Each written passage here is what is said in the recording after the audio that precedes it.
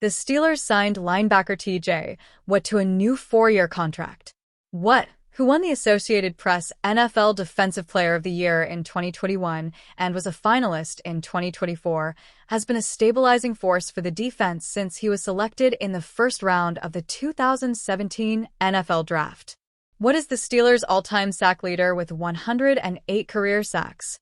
He recorded his 100th career sack against the Dallas Cowboys in Week 5 of the 2024 season. On a night, he accounted for 1.5 sacks. Watt became the second fastest player to reach 100 career sacks, doing it in 109 career games. Only Hall of Famer Reggie White did it faster, reaching the 100-sack mark in 96 games. Watt is also one of only 3 players to reach 100 career sacks before the age of 30. His 108 career sacks are third most in NFL history by a player in their first 8 seasons in the NFL. "You have to put 2 guys on this man," said Hall of Fame coach Bill Cowher. "He can wreak havoc in a game. He is that type of player. He is a Defensive Player of the Year candidate. He is a guy that can change a game. He is a first-ballot Hall of Fame player. Those are guys you have to game plan for." Watt has appeared in 121 games, starting all of them since his rookie season. He has recorded 460 tackles, including 330 solo stops, 126 tackles for a loss, 108 sacks, 225 quarterback hits, 49 passes defensed, 33 forced fumbles, 12 fumble recoveries, including 1 return for a touchdown, and 7 interceptions. Watt was voted by his teammates as the 2024 Steelers' most valuable player, becoming the first player in team history to win the award 5 times, 2019-21, 23-24. Watt earned multiple honors in 2024, including being named second-team AP All-Pro and All-NFL by the Pro Football Writers of America, as well as being voted a starter for the Pro Bowl games, although he didn't participate due to injury. Watt started all 17 regular season games in 2024, finishing with 61 tackles, 40 of them solo stops. He had 11.5 sacks, 19 tackles for a loss, 27 quarterback hits, 6 forced fumbles, for passes defensed, 3 strip sacks, and 2 fumble recoveries. He was the only player in the NFL that ranked among the top 6 in the league in strip sacks, first, forced fumbles first, quarterback hits 6th, fumble recoveries 7th, sacks 8th, and tackles for loss 2nd in 2024. His relentless approach is on display in everything he does, something that doesn't go unnoticed. "No question he is relentless," said Coach Mike Tomlin. "He's not hungry. Hunger can be satisfied. He's driven. You feel it in everything that he does." Watt was named the AFC Defensive Player of the Week for his performance against the New York Giants in a Week 8 win. Watt had 7 tackles, 2 sacks, including a strip sack that he recovered near the end of the game. And that couldn't have come at a better time as the Steelers had just turned the ball over and the Giants were driving. It was the 8th time in his career Watt won Player of the Week honors, previously doing so Weeks 1 and 5 of 2018, Week 2 of 2020, Weeks 6, 13, and 17 of 2021, and Week 18 of 2023. "I'm not surprised by it, but it doesn't mean that it's not appreciated," said Tomlin of Watt's ability to continually make splash plays. "I just come to expect it because he's got a unique talent, a unique approach. Usually that produces unique results with a really consistent tone to it, and usually at the most timely moments. I think the new Steelers are shaking their heads. I think the guys that have been here kind of expect it." Watt won the AP Defensive Player of the Year award in 2021, joining an exclusive group of Steelers who won the award, including Joe Green, 1972, 1974, Mel Blount, 1975, Jack Lambert, 1976, Rod Woodson, 1993, James Harrison, 2008, and Troy Polamalu, 2010. 5 of the 6 in the Pro Football Hall of Fame. "You definitely have to say that he could have played with us because of the intensity that he brings to the game and the desire," said Green. "The separation between any player, those that command and demand respect, is the attitude that they bring to the game, to the position. That's the separation line. The attitude, the desire. For them, winning the game and beating the opposition is the #1 priority.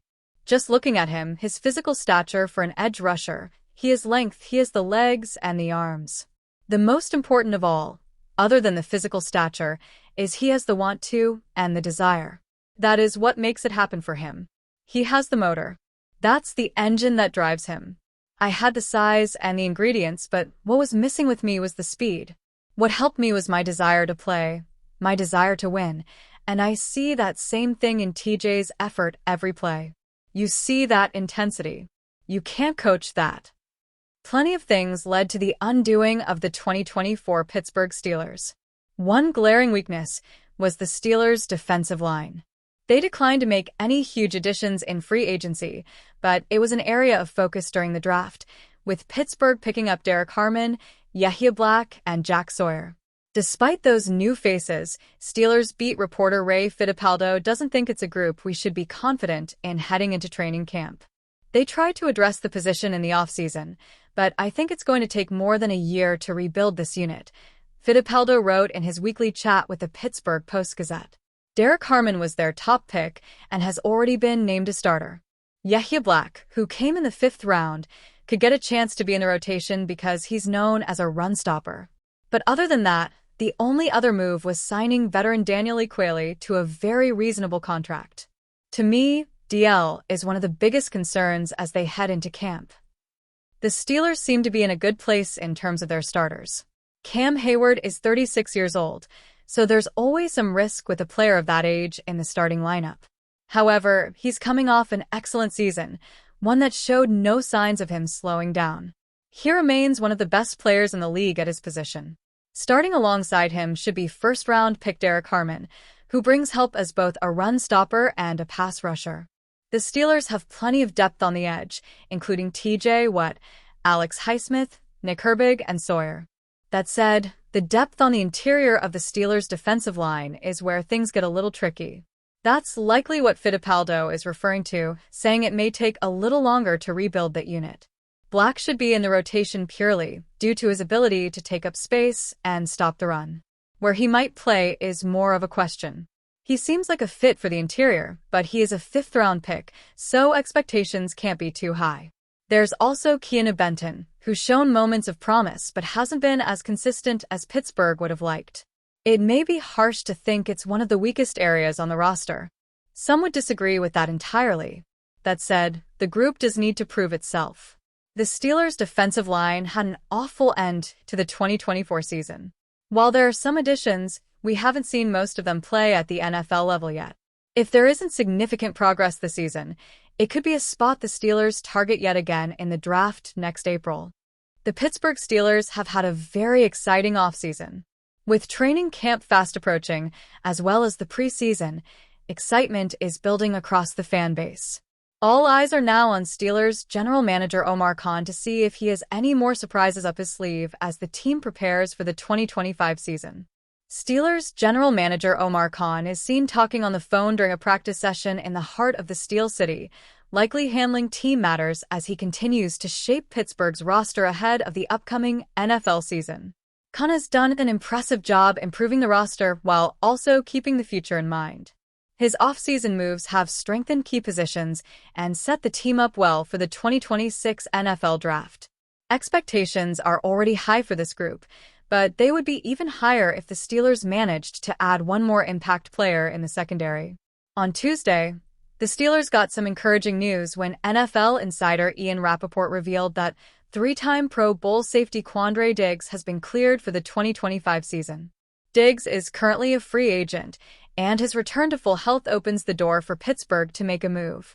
With a clear need at safety, the Steelers now have a legitimate chance to address one of their final roster concerns. Veteran safety QUANDRE Diggs, whose 2024 was cut short because of a Liz Frank injury, is fully healthy and cleared to play in 2025, sources say. He plans to be on the field. Prior to last season, the Pro Bowler played in at least 16 games from 2020 to 2023. The Steelers' defense finally got TJ Watt extended, locking in their franchise cornerstone and further solidifying unit that could be one of the NFL's most dominant in 2025. With Watt now committed, many analysts believe Pittsburgh's defense has the potential to finish the season among the league's elite. A big part of that optimism comes from the significant moves the Steelers made in their secondary this offseason. Steelers general manager Omar Khan smiles while taking a picture with Minkah Fitzpatrick. While the decision to trade away All-Pro safety Minkah Fitzpatrick raised eyebrows, the Steelers responded by aggressively reshaping their defensive backfield.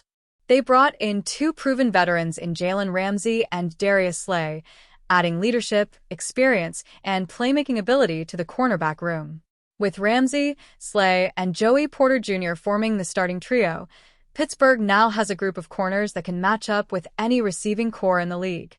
Their physicality and football IQ give the Steelers a legitimate edge in pass coverage.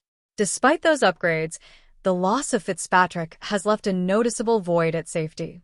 Deshaun Elliott and Juan Thornhill are currently penciled in as the starters, but questions remain about depth and overall reliability.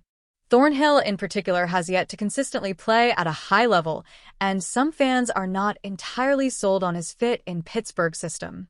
If the Steelers want to reach their full potential on defense, adding another dependable safety could be the move that completes this already impressive unit. Steelers' Omar Khan really should go after QUANDRE Diggs. This new opportunity for Khan and Pittsburgh is one he definitely should explore. The Steelers still have cap space to add players, and they seriously need depth in the safety room. One injury could put them in a tough spot. Signing Diggs would help address that need, and now that he is fully recovered and cleared to play, the time is now.